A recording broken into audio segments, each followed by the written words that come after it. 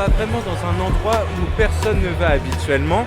Donc va falloir grave faire attention à où vous mettez les pieds, faire attention aux câbles, tout ça, et puis profiter à fond, parce que vous allez être vraiment derrière la scène, sur scène même, et ça va être une expérience un peu inédite. C'est Martin Dupont.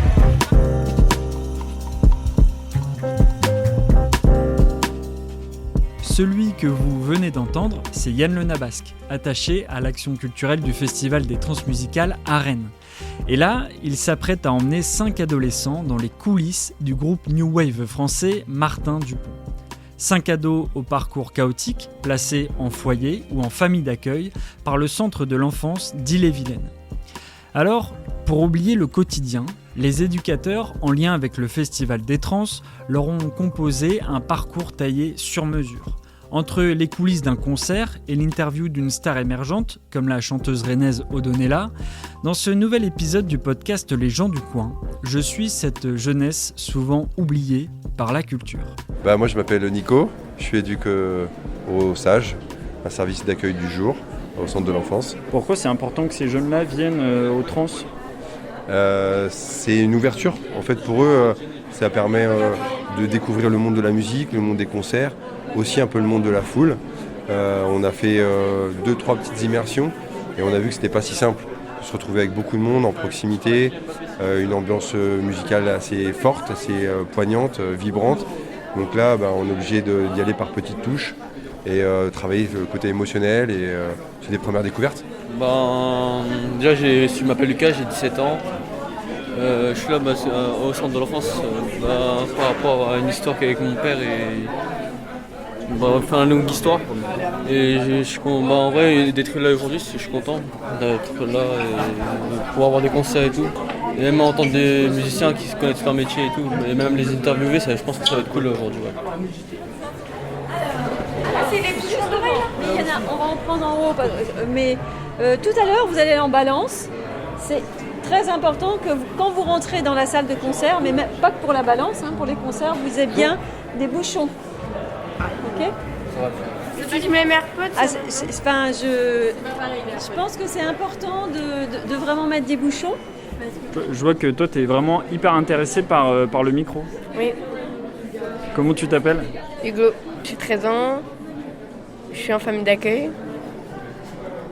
Et aujourd'hui, tu viens au Trans pour voir un peu ce que c'est un festival grandeur nature. J'avais déjà été 2 fois et j'aime bien la musique, les chansons, la musique, j'adore.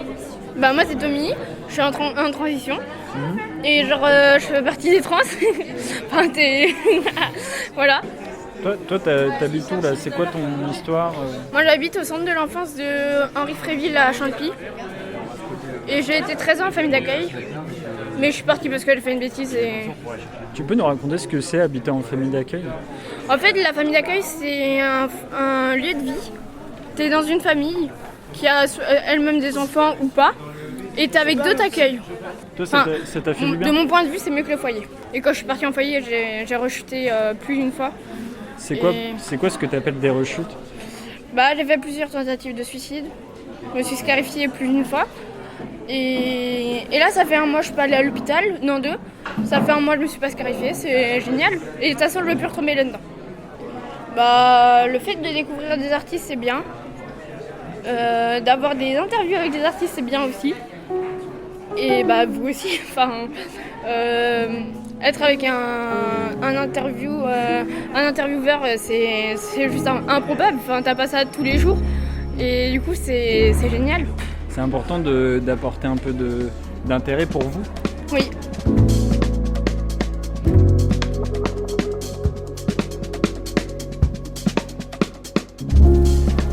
Bon, tu t'attends à quoi là pour ces balances ? À de la musique, c'est sûr. Non, plus sérieusement, déjà, est-ce que les artistes s'entraînent déjà ? Et je pense que ça va être bien, ça va être un moment où on va découvrir un peu comment ça se passe pour les artistes avant les concerts. Molly's mind dances and travels. Je mets mon réglage. Ah non, je mets mon réglage d'abord normalement. Diamond, smoke a queen, walking softly and gently. Ça tourne, je peux couper quand même des trucs, mais il y aura moins de delay. Ressenti. Là, c'est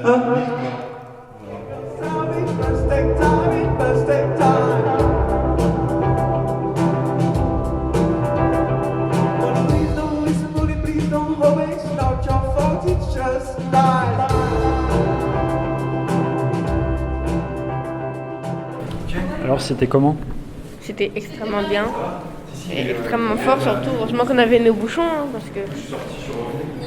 Mais c'était quelque chose quand même de les voir là. Ouais. Est-ce que tu peux te présenter?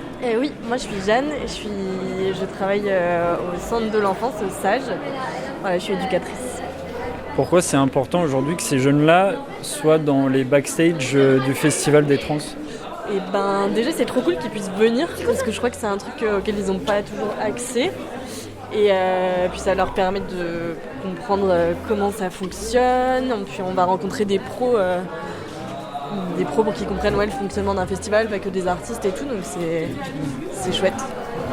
Comment est-ce que tu considères là que... pourquoi ces jeunes-là ils ont peut-être moins accès à cette culture-là? Déjà je pense que c'est cher. Ça joue déjà pas mal, c'est pas forcément que ces jeunes-là, mais voilà. Et puis on est peut-être un peu plus souvent, quand dans la protection de l'enfance, on commence plus par répondre aux besoins de sécurité, les trucs un peu plus primaires, et derrière ils n'ont pas forcément toujours accès à ce genre de trucs. Je pense que c'est ça, c'est pas l'urgence, donc c'est un peu zappé, mais du coup c'est cool de prendre des temps comme ça. Voilà. Je pense que ça va leur faire du bien. Carrément, je pense, ouais. Il y en a qui anticipent, qui appréhendent. Mais oui, ça va leur faire du bien, ça les ouvre sur des trucs. Ils sont toujours ravis. L'année dernière, les gamins qui sont venus étaient ravis, ils ont rencontré leurs artistes préférés du monde. Voilà.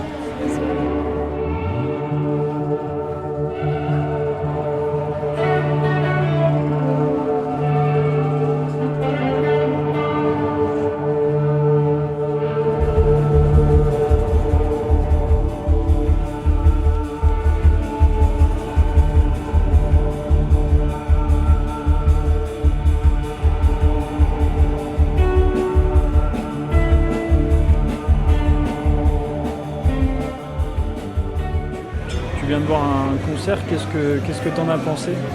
Franchement c'était incroyable, il y avait du son, il y avait de l'ambiance. En plus ce qui est incroyable c'est que c'est passé à la radio et on s'attendait vraiment pas. Je m'attendais pas à ce que ça passe autant à la radio et du coup ça fait assez impressionnant qu'on a pu... Parce que là le concert il est passé donc en direct, on l'a vu en direct et en même temps il est passé sur la radio. Voilà. C'est l'ambiance qu'on veut voir probablement. Je viens du centre de l'enfance à Chantilly, à la protection de l'enfance. Et pourquoi t'es arrivé dans la protection de l'enfance? C'est en gros, je me faisais souvent frapper par mon père et du coup, c'est pour ça que je suis arrivé au centre de l'enfance. Tu te sens mieux depuis que tu es hier? Oui, je me sens mieux parce que j'ai deux éducatrices qui viennent chez moi de temps en temps, qui sont superbes. Moi c'est Lola. Et t'as quel âge? 16 ans. Et tu habites où alors? Je suis au foyer à Rennes, au CD. Et c'est comment le foyer? Ça va. Ça peut le faire, à des moments ça peut être chiant, à des moments ça peut être bien. Okay. Et t'es en quelle classe alors? De base je suis au lycée, mais vu que j'ai pas réussi à trouver de lycée, j'ai déjà mon brevet, du coup j'ai refait une 3e. Tu fumes toi? Non, j'ai arrêté. Ah c'est bien. Et il y en a beaucoup des jeunes de votre âge qui fument ou pas? En ce moment, oui. Moi, j'essaye d'arrêter, mais c'est un peu compliqué quand même. Et t'as commencé à quel âge? Moi, je les avais pas du tout. 11 ans. Je voyais mes parents fumer, je me suis dit pourquoi pas essayer. Au final, je suis devenue accro à ça. Pourquoi t'as ressenti le besoin de fumer? Par rapport au stress. T'étais beaucoup stressée? Ouais, énormément. À cause de quoi? Par rapport à mon père. Parce que j'avais 7 ans et il est parti, il nous a pas donné de nouvelles. De qui? Mon père. Ah. Il donnait aucune nouvelle, j'ai essayé de le contacter, jamais donné de nouvelles, du coup je me suis mis à fumer et au final maintenant j'essaye d'arrêter mais c'est compliqué. Après là ça va, il essaye de nous revoir de temps en temps. Et c'est pour ça que t'as été placée en foyer? Non, c'est par rapport à mon grand-père.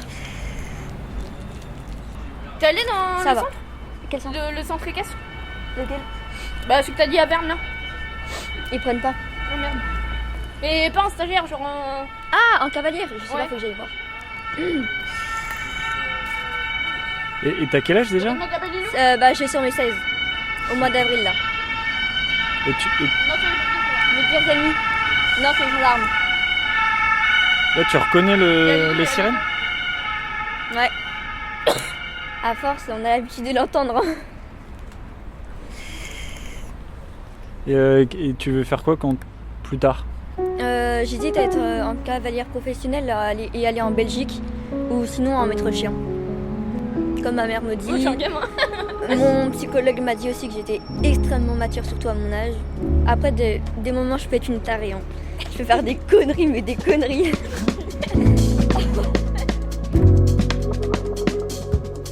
Justement, est-ce que tu peux nous dire quel est le profil là de ces 5 ados, pré-ados? C'est difficile en fait, on est dans la protection de l'enfance, donc il n'y a pas un profil particulier. En fait, chaque jeune a des particularités en fait de croissance. On a un jeune par exemple qui est en recherche d'identité forte, mais qui est un peu perdu au niveau familial. Du coup, il est vraiment en quête d'affection, il est en quête de qui il est, en quête de ce qu'il existe et il existe pour qui. On a un jeune là, qui est complètement paumé au niveau professionnel parce qu'en fait il n'a pas réussi à avoir son CAP et puis derrière il est encore chez ses parents, il ne sait pas comment il va pouvoir grandir en autonomie ou pas, est-ce qu'il doit s'affirmer vis-à-vis de ses parents ou pas, et c'est quelqu'un quand même qui est très sous influence. Donc voilà, et chaque jeune, on pourrait en parler, a ses particularités pour être en difficulté pour se lancer dans la vie. Et donc du coup, nous, on fait ces petits passages de transition avec beaucoup de rassurance. On renforce énormément en fait, toutes les expériences positives, d'estime de soi, et puis toutes les petites compétences qui peuvent être très simples, comme s'occuper d'animaux ou faire à manger pour le midi. Ou aller bricoler un sapin. Là on est en train de faire un sapin en palette. Bon du coup ça sollicite plein de compétences différentes. Là t'aimes bien le son? Ça va, mais ça change un peu des concerts. Et qu'est-ce que t'aimes et qu'est-ce que t'aimes pas là dans le son? Je trouve déjà il n'y a pas de chant et ça n'a pas plus de peps. Après la musique elle est bien, je dis pas le contraire, mais il n'y a pas de chant. Ça change un peu des concerts.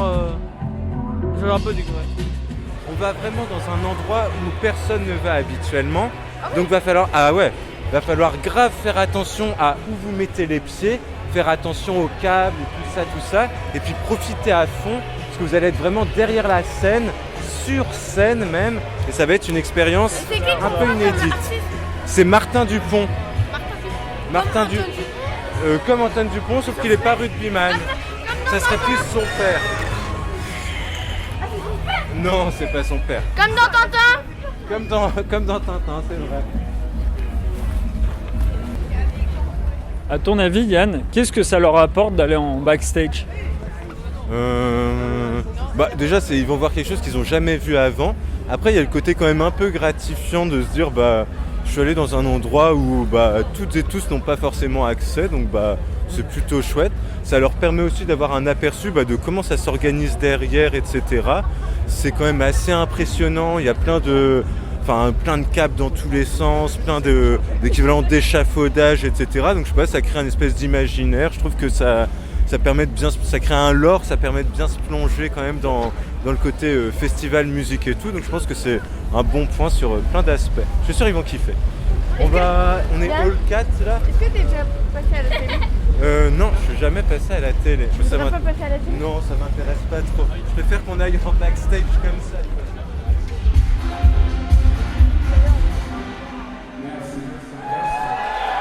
Oh, ça fait quoi d'être en backstage là? C'est magnifique. C'est cool. Là, on voit vraiment tout quoi. Franchement,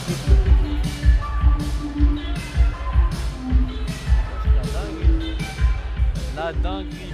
Toi, Tommy, t'en as pensé quoi? C'était trop bien. Être comme ça avec les chanteurs et tout, c'est juste incroyable. Et c'était incroyable quand même cette journée.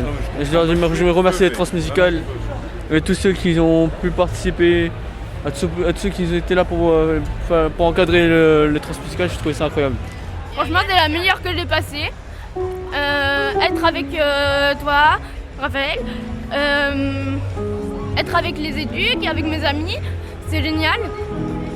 J'aurais jamais pensé faire ça un jour.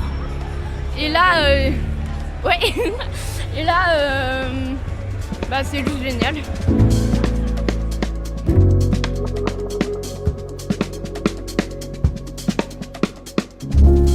Merci à Lilou, Lola, Tommy, Lucas, Hugo, ainsi qu'aux accompagnateurs Jeanne, Tiffaine et Nicolas pour avoir partagé ce moment, parler de son parcours à un inconnu qui vous tend le micro. C'est très courageux. Merci aussi au Festival des Transmusicales pour l'accueil. Merci à Yann. Les gens du coin, c'est terminé pour aujourd'hui. N'hésitez pas à noter, partager ou commenter l'émission. Cette série vous propose d'écouter des inconnus au destin hors norme. Nous, on se dit à la semaine prochaine.